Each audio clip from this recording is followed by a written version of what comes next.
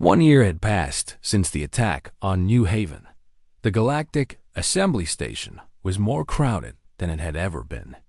Representatives from 1,000 species had gathered to witness something that would change the shape of civilization forever. Lisa Grant stood at the entrance to the Great Chamber, wearing the formal uniform of a human ambassador. She had been appointed to serve as the permanent liaison between humanity and the Korath Dominion. It was a job she had never imagined, and now could not imagine living without. The plague was over. A cure had been developed through cooperation between human and Korath scientists, something that had never happened before in galactic history. 60% of adult Korath had survived. The species would recover. The children would go home, but they would not go home unchanged. High matriarch Vexthari entered the chamber, and the crowd fell silent. She looked different than she had a year ago. There was something softer in her eyes, something warmer in the way she moved. She had spent the last few months visiting the human care facilities, meeting the caretakers who had saved her people's children. She had learned things about herself that she had never known were possible. Ambassador Kevin Shaw presented the formal greeting from humanity. The ceremony was traditional and proper and dignified, but everyone knew the real moment was still coming. Vexthari took the central podium and looked out at the assembled species.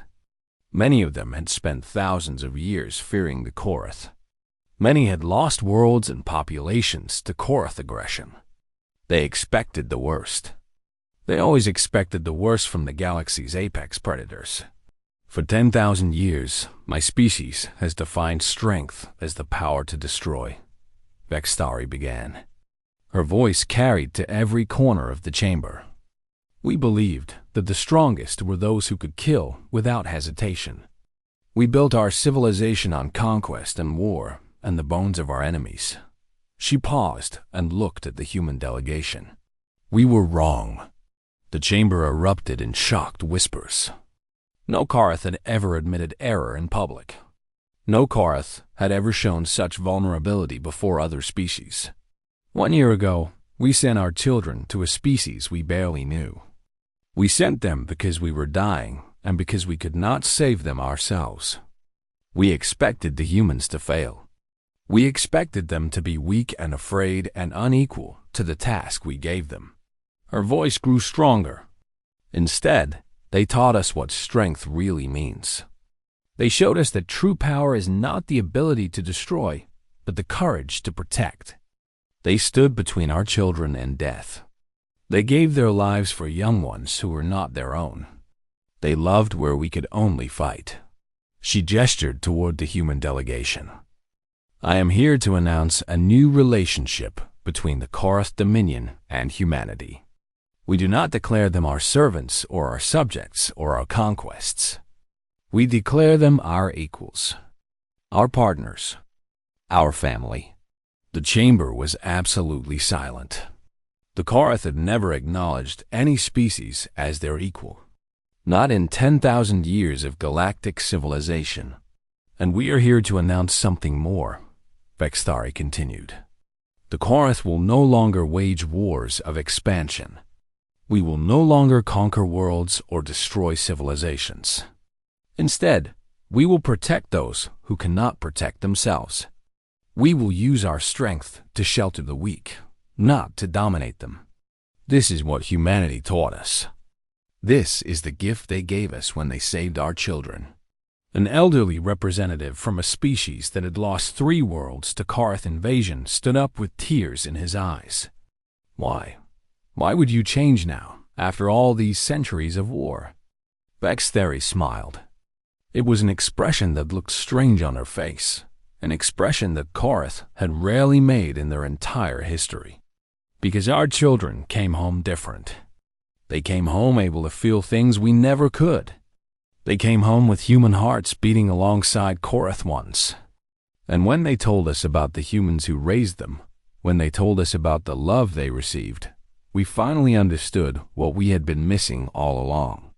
She stepped aside and gestured toward the entrance. I would like to introduce someone who can explain better than I can."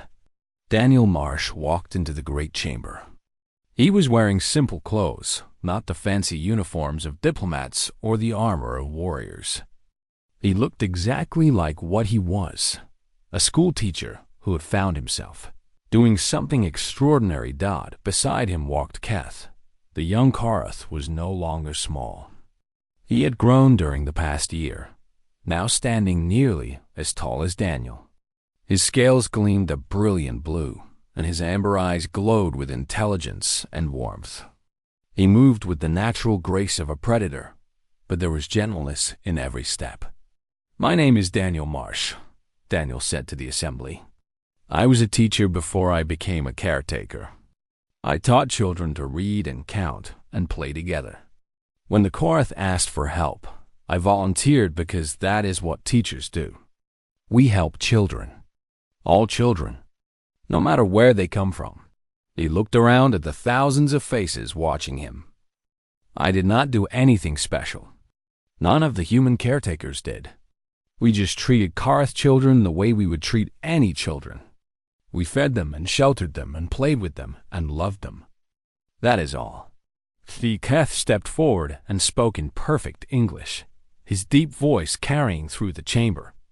"My name is Keth. I am Korath. But I am also something new." He looked at Daniel with obvious love. "This human raised me when my own parents could not. He protected me when enemies came to kill me. He taught me that strength is not about hurting others. It is about keeping others safe." Keth turned back to the assembly. "There are 10,000 like me. 10,000 Korath who grew up in human care. We have two peoples now. Two homes. Two ways of seeing the universe. We are the bridge between what the Korath were and what we can become."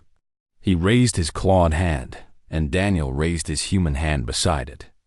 They stood together, predator and prey, teacher and student, father and son.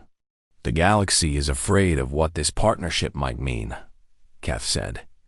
"They think the most aggressive species has allied with the most adaptable. They think we will conquer everything." He smiled, showing teeth that could tear through metal. But the smile was warm. "They are wrong. We will not conquer. We will protect. We will take the strength of the Korath and the compassion of humanity, and we will use both to make the galaxy safer for everyone. That is our promise. That is our gift. That is the legacy of the humans who loved us when we had no one else." The assembly sat in stunned silence. Then the elderly representative who had asked the question earlier began to clap. Others joined him. The applause built and built until it filled the entire chamber like thunder. Lisa watched from the side with tears running down her face. She remembered the terrified children who had arrived a year ago. She remembered Vextari's trembling hands. She remembered Daniel standing between Thrax and Keth without a trace of fear. They had done something impossible. They had changed the course of galactic history through nothing but kindness. The vote came a few hours later. Humanity was granted elevated status in galactic civilization, recognized as a species of unique importance. But Lisa knew that was not really what mattered. What mattered was the moment after the ceremony, when Keth embraced Daniel one final time before departing for his homeworld. The young Korath held his human father gently, so gently, with claws that could have crushed stone but instead cradled the most precious thing in his universe. "I will never forget you," Keth whispered. "I will never forget what you taught me." Daniel kissed the top of Keth's scaled head. "Go home, son. Take everything you learned here and make your people proud. Make them kind." Keth nodded. Then he walked toward the Korath delegation, toward Vextari and Thrax and the future that waited for him. But he looked back 3 times before he disappeared from sight. Lisa stood beside Daniel as they watched the Korath ships prepare to depart. The sky above the station was full of vessels from 100 different species, all of them witnesses to this new beginning. "We changed the galaxy," Lisa said softly. We actually changed everything. Daniel shook his head. We just did what humans do. We took care of children who needed us. Everything else followed from that. He was right, Lisa realized. That was the secret that no other species had understood. Humans were not special because they were strong or clever or technologically advanced. Humans were special because they could love without limit, because they could open their hearts to anyone who needed them, because kindness was woven into the very fabric of who they were. The galaxy had trembled when the Korath trusted humans with their young, but it trembled not from fear, that it trembled from hope. And across 1,000 worlds, children who had been raised by human hands looked up at the stars and felt that hope burning in their hearts. They were the future now. They were the bridge between species. They were proof that love was the most powerful force in the universe. The story of humanity and the Korath had just begun, and it would be a story the galaxy would tell for 10,000 years. 6 months had passed since the first Korath children arrived on New Haven Colony. The old agricultural station had been transformed into something wonderful. Gardens grew where storage rooms once stood. Play areas filled with laughter and growls and the happy sounds of children learning to be children. Daniel Marsh walked through the morning sunshine with a group of young Korath following behind him like a parade of scaly ducklings. He'd been an elementary school teacher before volunteering for this program. He had taught hundreds of human children over the years, but nothing had prepared him for the joy of teaching these little ones. Good morning, everyone, he said in a warm voice. What do we say when we wake up?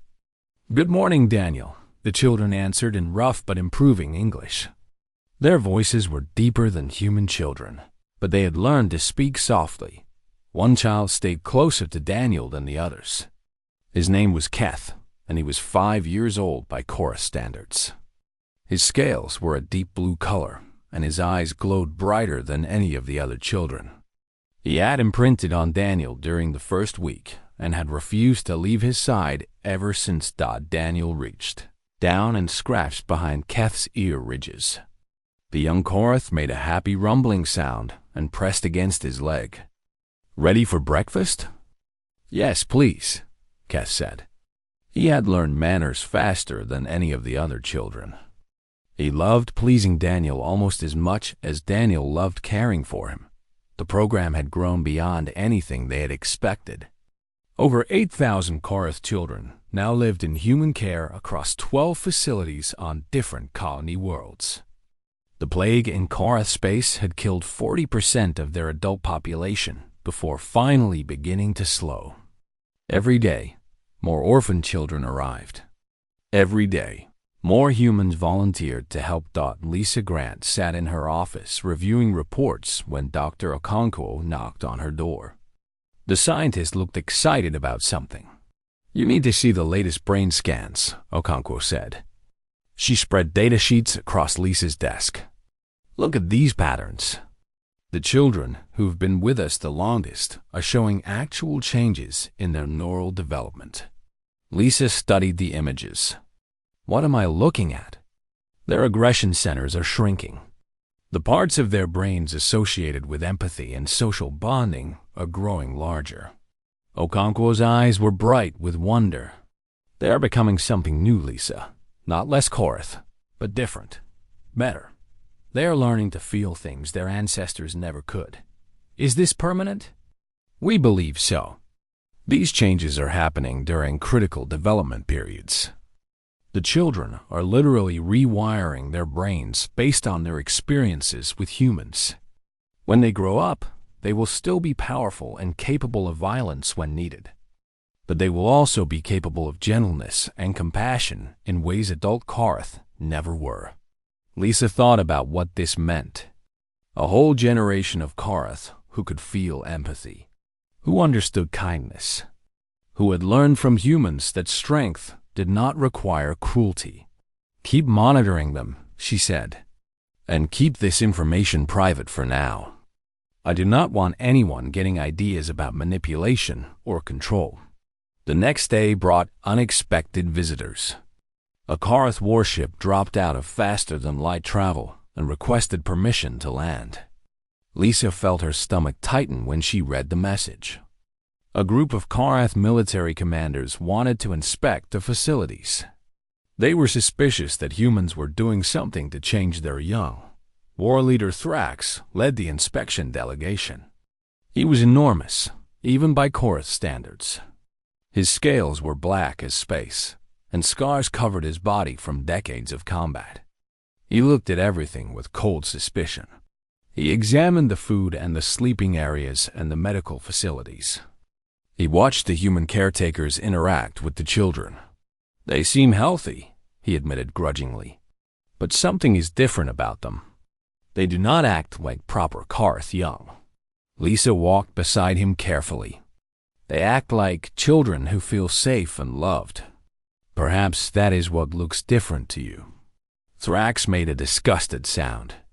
Love, a weak emotion for weak species. They entered the main play area where Daniel was teaching a group of older children a human game called Catch. The children were throwing a softball back and forth, laughing when they missed and cheering when they caught it. It was a simple game with no winner and no loser. Just fun. Thrax watched with something like horror on his face. What is this? They are not training. They are not fighting. They are wasting time. They are playing, Lisa said. It is how human children learn to work together and trust each other. Karth do not play. Karth prepare for battle from the moment they can walk. And yet here are Karth children who are happy and healthy and growing stronger every day. Perhaps there is more than one way to raise a warrior. Thrax was about to respond when movement caught his eye. A small blue Karth had broken away from the group and was running toward them. Running toward Daniel, who had not yet noticed. Thrax's instincts kicked in before he could stop them. He saw a Karth child moving fast. He saw a human in its path. His claws extended automatically as he moved to intercept what his brain interpreted as an attack. Daniel turned and saw Keth running toward him. He also saw Thrax moving with claws out, moving to get between them. Moving toward Keth. Without thinking, Daniel stepped forward. He put himself directly in the path of the war leader. He spread his arms and blocked Thrax from reaching Keth. He stood between the most dangerous warrior in the galaxy and the child he loved. Thrax froze mid-step. His claws were inches from Daniel's unprotected chest. His muscles were tense to strike. But he could not move. No prey species had ever placed themselves between a Karth and their target. No creature in the galaxy was foolish enough to challenge a Karth warrior in protection mode. But this small human was standing there with calm eyes and steady hands, shielding a Karth child with his own body. He is scared, Daniel said quietly. He saw strangers and got frightened and ran to me for protection. Please lower your claws. You are scaring him. Keth was pressed against Daniel's legs, making small, frightened sounds. He was looking up at Thrax with wide, terrified eyes. Thrax stared at Daniel for a long moment. Then he looked down at Keth. He saw the fear in those young eyes. He saw how the child clung to this human as if Daniel were his parent. He saw something he had never expected to see. He saw love. Slowly, almost painfully, Thrax retracted his claws. He stepped back. He lowered his head in a gesture that meant something profound in Karth culture. You stood against me, Thrax said. His voice was strange, almost confused. You knew you could not win. You knew I could kill you before you could blink. But you stood against me anyway. For him, Daniel kept his hand on Keth's head, soothing the trembling child. He is under my protection. I would die before I let anything hurt him. That is what it means to care for a child. Thrax looked at Lisa. Something had changed in his cold eyes. Something had cracked open inside him. High Matriarch Vestari told us that humans were special, he said slowly. She told us that you could do things we could not. I did not believe her. I thought she was deceived by desperation. He looked back at Daniel and Keth. The child had stopped trembling and was now purring against Daniel's leg. I was wrong, Thrax said. I understand now why she chose you. And I understand why my people should be grateful. He turned and walked toward the exit. At the door, he paused. Take care of our children, human. You are doing something we never could. And when they come home, they will remember you. They will remember what you taught them. And perhaps that will change everything. Then he was gone, leaving Lisa and Daniel and Keth standing in the sunshine of a new kind of hope. The attack came in the dead of night when the colony was sleeping. Warning sirens screamed across New Haven as energy weapons tore through the upper atmosphere. Lisa was thrown from her bed by the first explosion. By the time she reached the command center, half the sky was on fire. Dock Commander Amy Chun was already at her station, barking orders into multiple communication channels. She was a small woman with sharp eyes and a voice that could cut through chaos. She had been assigned to protect the facility 6 months ago. She had never expected to actually need to fight. 6 species working together, she reported as Lisa arrived. The Vrexian Combine. They have been planning this for months. Over 200 warships in the attack fleet. Lisa felt cold terror grip her heart. The children. Where are the children? Being moved to the underground bunkers. But our defenses were designed for natural disasters, not military assault. We cannot hold them off for long. Another explosion rocked the building. Dust fell from the ceiling. Somewhere in the distance, Lisa could hear the high-pitched whine of landing craft descending through the broken defense grid. Why? Lisa demanded. Why would they attack us? Commander Chun pulled up an intercepted transmission. A Vrexian voice spoke with cold hatred. The Korath have allied with humans. They have given humans their children. If we allow this bond to grow, no species in the galaxy will be safe. We must destroy the children before this partnership becomes too strong to break. Lisa felt sick. They were attacking children. They were trying to murder thousands of innocent young because they were afraid of what those children might become. Get a message to Korath Space, she ordered. Tell them what is happening. Tell them we need help. Already done. But they are 3 days away at maximum speed. We will not survive that long. In the Eastern Bunker Complex, Daniel Marsh was leading his group of children through the underground tunnels. Keth stayed close to his side, amber eyes wide with fear, but trusting completely that Daniel would keep him safe. The other children followed in tight formation, their natural instincts keeping them quiet and alert.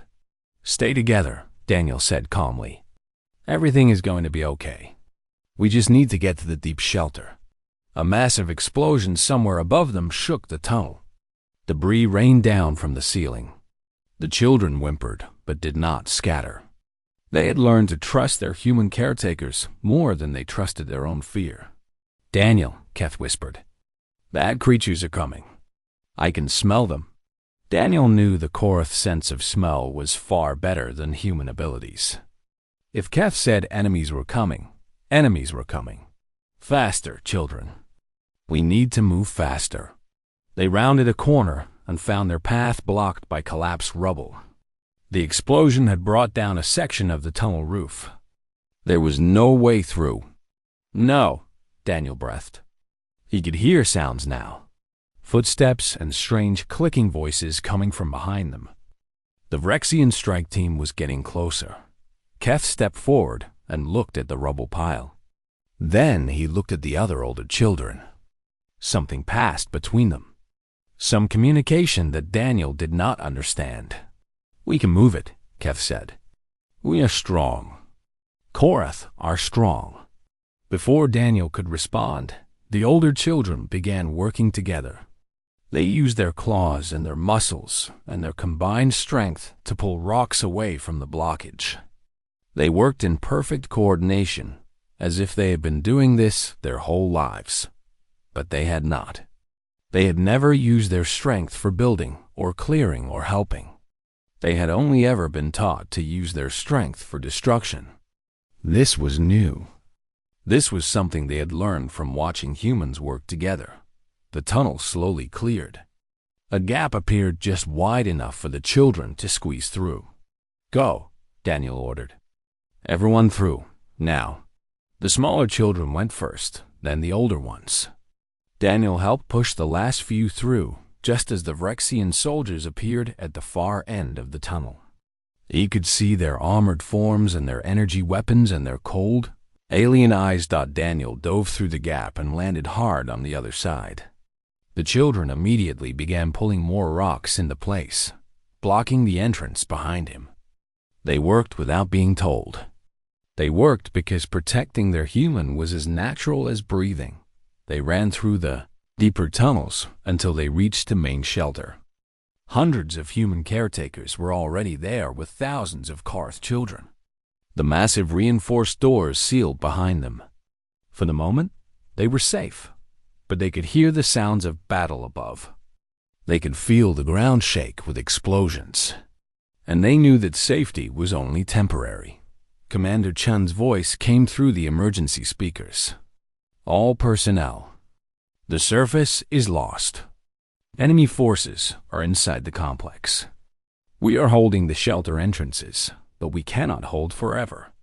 If anyone has any ideas, now is the time." Daniel held Keth close to his chest. The young Karth was purring despite his fear, trying to comfort himself and Daniel at the same time. Around them, other children clung to their human caretakers. Small clawed hands held onto human fingers. Scared amber eyes looked up at human faces. "It will be okay," Daniel told Keth. "Help is coming." What if it does not come in time? Daniel did not have an answer. He just held Keth tighter. An hour passed. Then, too, the sounds of battle grew closer. The shelter doors shook with impacts. A young caretaker named Paul Webb organized the children into smaller groups, keeping them calm with songs and stories. He was barely 25 years old, with kind eyes and a gentle voice that the children loved. The doors finally gave way. Vrexian soldiers poured into the chamber, weapons raised. They wore heavy armor and moved with military precision. Behind them came commanders who pointed at the Karth children with obvious intent. Paul stepped forward. He was unarmed and unarmored and had no chance of stopping them. But he planted himself between the soldiers and the group of infant Karth he'd been protecting. "You will not touch them," he said. His voice was steady despite his fear. A Vrexian commander made a gesture. An energy beam lanced out and struck Paul in the chest. He fell without a sound, his body crumpling to the ground. The infant Karth he had been protecting saw their caretaker die. They saw a human give his life for them. Daniel felt Keth go rigid in his arms. A low growl built in the young Karth's throat. All around the chamber, the older children were making the same sound. They had just witnessed something that changed everything. "Enough," Daniel said loudly. He stood and placed himself in front of his group. Other caretakers did the same. Humans formed a living wall between the soldiers and the Feyan children, unarmed, unafraid, unwilling to step aside. The Vrexian commander hesitated. This was not what they had expected. Prey was supposed to run. Prey was supposed to beg for mercy. These humans were doing neither. Then the ceiling exploded. Karth warships dropped out of faster than light, traveled directly in the atmosphere, a maneuver considered suicidal by every other species. They had pushed their engines beyond all safety limits. They had crossed 3 days of space in hours. And now they were here. War leader Thrax came through the ceiling breach like an avenging god. His claws were extended. His scales were glowing with battle rage. Behind him came 100 Korath warriors, the survivors of the plague, the parents who had sent their children to human care. The battle was over in minutes. The Vrexian soldiers were not prepared to fight adult Korath in close quarters.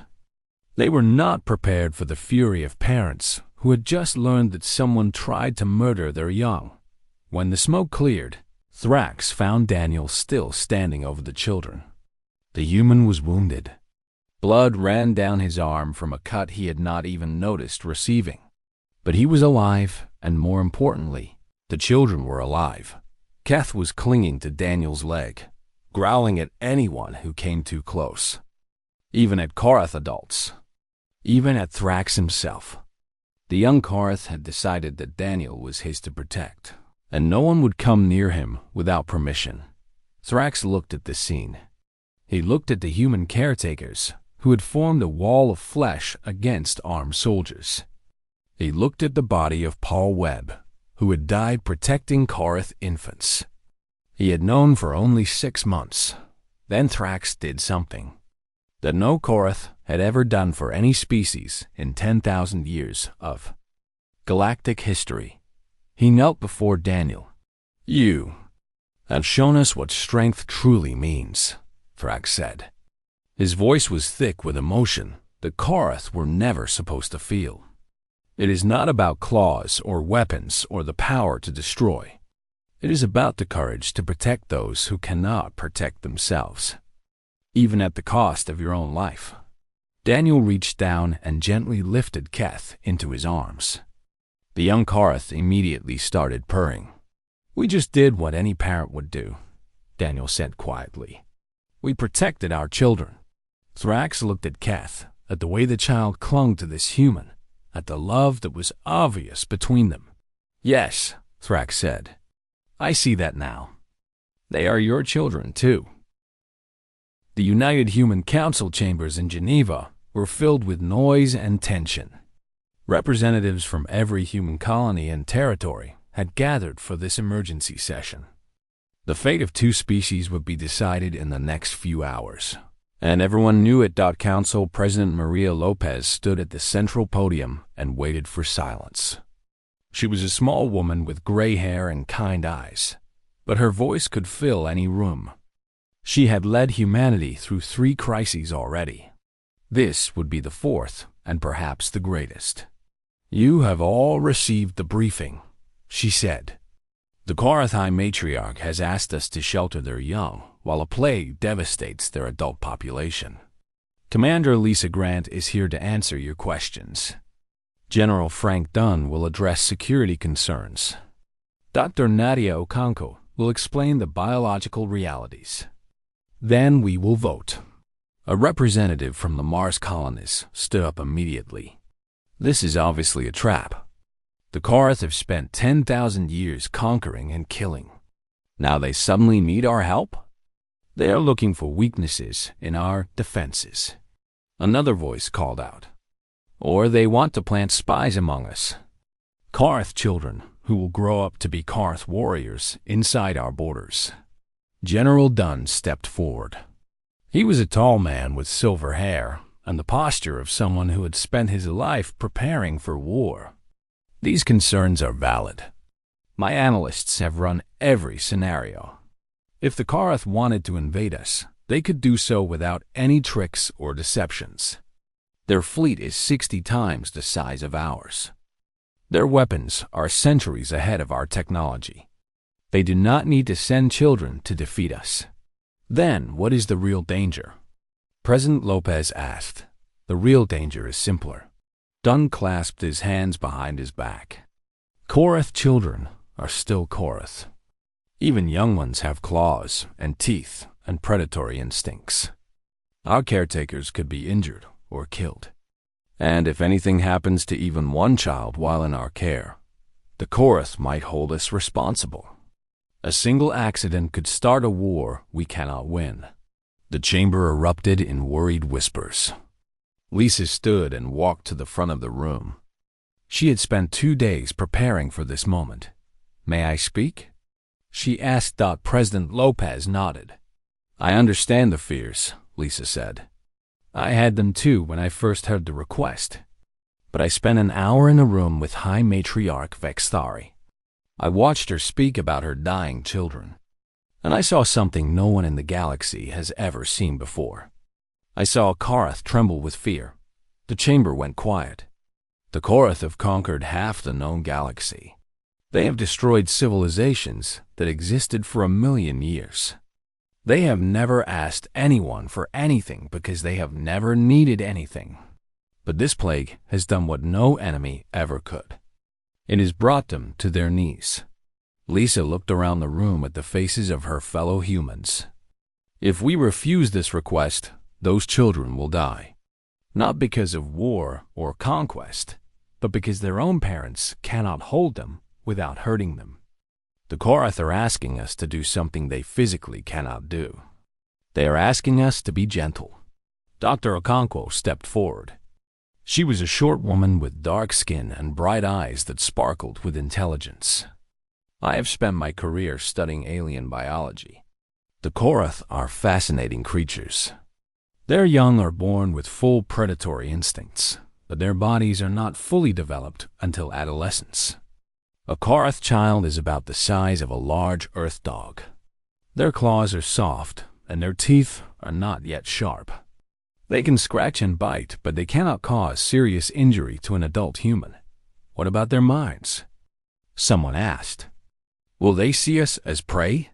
No. Dr. Okonkwo smiled. Korath children imprint on their caretakers. It is a survival mechanism from their evolutionary past. When a child imprints on an adult, they form a bond that cannot be broken. They become loyal and protective and loving. If we raise these children with kindness, they will carry that kindness with them for the rest of their lives. General Dunn frowned. You are saying that if we do this right, we could create a generation of Korath who see humans as family? That is exactly what I am saying. The chamber was silent as people considered the implications. A generation of the galaxy's most feared warriors who loved humanity, who saw humans as their protectors rather than their prey. President Lopez spoke slowly. There is another consideration, one that has nothing to do with politics or strategy. She looked out at the assembled representatives. There are children dying. Right now, as we sit here debating, Korath young are alone and frightened and crying for parents who cannot come. They do not understand politics. They do not understand war. They only know that they are scared and no one is helping them. She paused.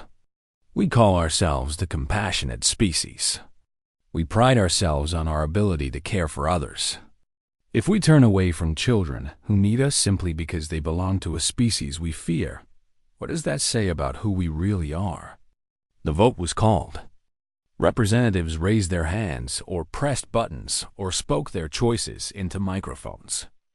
Lisa watched the numbers appear on the central display. The margin was narrow, but the result was clear. Humanity would accept the Korath children. President Lopez turned to Lisa. Commander Grant, you are appointed as liaison to oversee this program. You will have whatever resources you need. But I want to give you one instruction, and I want you to follow it absolutely. Yes, Madam President? Treat these children as if they were human children. No experiments. No military observation. No attempts to gather intelligence or exploit the situation. Just care for them the way we would care for our own. Love them, Lisa. That is your mission. Love them and keep them safe until their parents can take them back. Lisa felt tears forming in her eyes. I will, Madam President. I promise. 3 days later, the first transport arrived at the New Haven colony. Lisa stood on the landing platform with a team of doctors and teachers and parents who had volunteered to help. The ship doors opened, and she saw them for the first time. They were beautiful, covered in scales that shimmered like precious stones, with wide amber eyes that glowed softly in the dim light. They were the size of large dogs, just as Dr. Okonkwo had said. They moved on 4 legs but could stand on 2. And they were terrified. The first one to emerge was smaller than the others. It looked around at the strange new world with those glowing eyes. It saw the humans standing there waiting. It saw Lisa kneeling down with her arms open, and then it made a sound that Lisa had never heard before. Not a growl or a snarl or any of the aggressive noises she had expected. It was soft and warm and gentle. It was a purr. The small Karth walked forward on unsteady legs. It sniffed Lisa's hand. It looked up at her face. And then it climbed into her arms and pressed its head against her chest. Still purring, Lisa held this child of the galaxy's most feared species. She felt its warmth and heard its breathing and sensed its complete trust in her. And she made a silent promise. "I have you," she whispered. "You are safe now. We will take care of you until you can go home."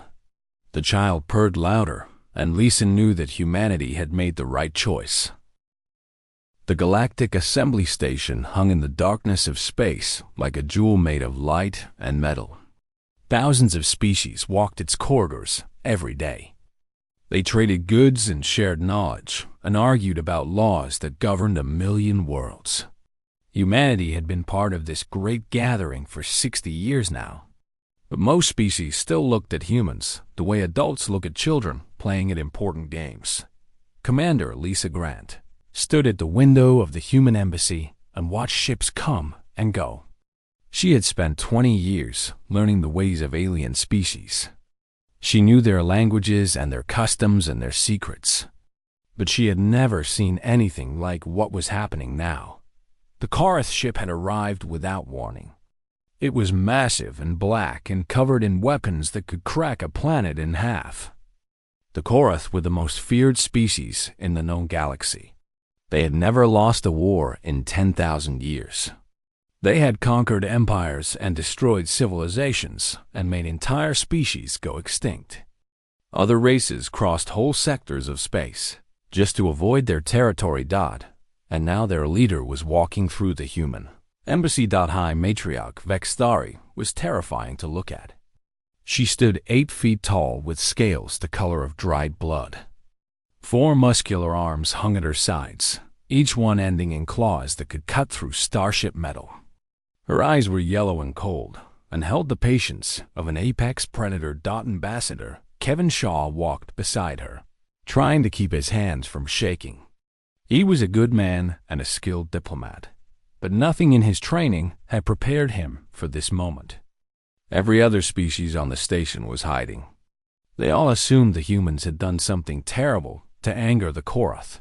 Lisa followed them into the private meeting room. She noticed that the 2 Karth guards stayed outside. That was strange.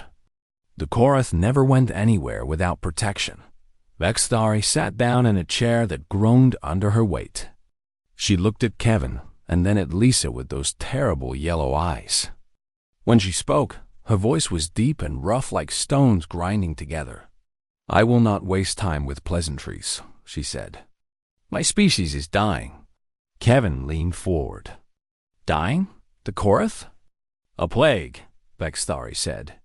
"It appeared 6 months ago on our homeworld. It spread faster than we could track it. Our scientists cannot stop it. Our warriors cannot fight it. It kills only adults. Our young are immune, but they cannot survive without care." Lisa felt something cold move through her chest. "How many have you lost?" 30% of our adult population. The number grows every day. Vextari's claws scraped against the table. "But that is not why I am here. The dying is not our greatest problem. Our greatest problem is our young." Kevin shook his head. "I do not understand. If they are immune to the plague, surely they are safe. They are safe from the sickness. They are not safe from us." Vextari closed her eyes for a moment. "We are predators, Ambassador. Our instincts are designed for hunting and killing and war. When we are stressed or frightened, those instincts become impossible to control. We have already lost hundreds of children because their parents could not control their protective responses. They held their young too tightly. They struck out at perceived threats that did not exist. Our biology makes us incapable of gentleness. The room was silent. Lisa tried to imagine what that must be like. To love your child so much that your own body became a weapon against them. We have studied every species in this galaxy, Vexthari continued.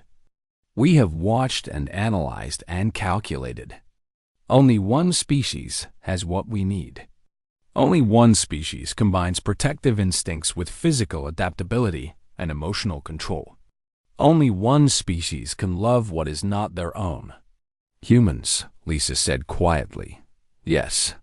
Vexthari looked at her with something that might have been respect. Humans take in orphan children from other families. Humans adopt pets from different species and treat them like family members. Humans have been known to risk their lives for complete strangers. You are unique in the galaxy, and we need you. Kevin stood up so quickly that his chair fell over. You want us to care for Korath children? I am asking you to save them. Vexthari rose to her full height.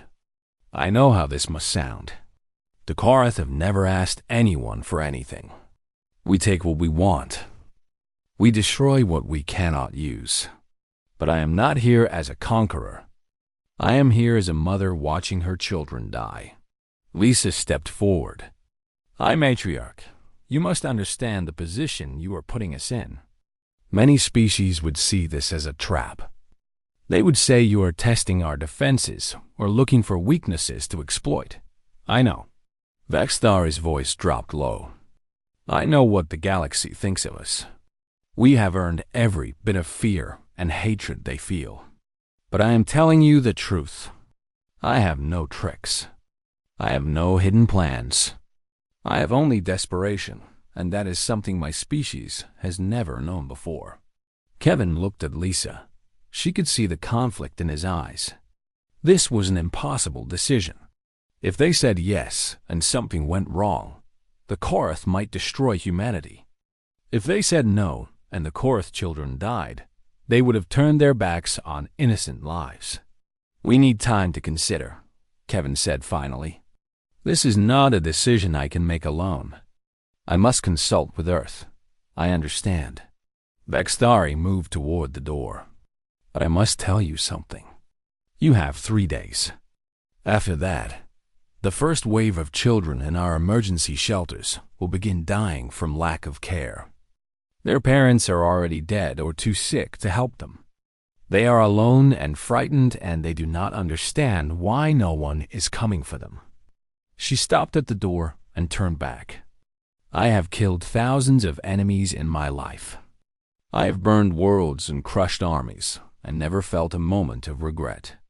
But hearing my own children cry for help that I cannot give them is breaking something inside me that I did not know existed. Then she was gone, her heavy footsteps echoing down the corridor. Kevin sank into his chair and put his head in his hands. What do we do, Lisa? What can we possibly do?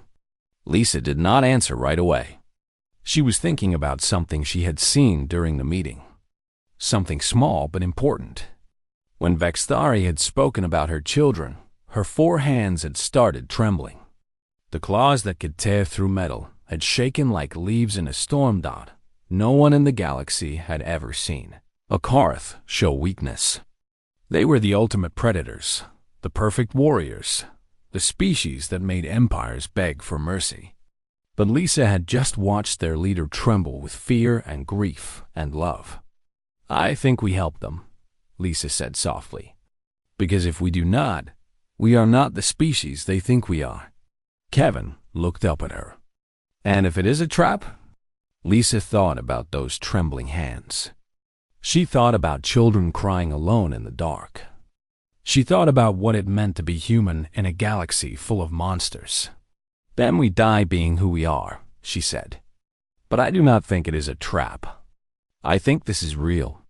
And I think we are the only ones in the universe who can answer their call. Outside the window, the Korath ship waited in the darkness. Somewhere inside it, Lisa knew there were children who needed help. And humanity was about to decide whether to answer.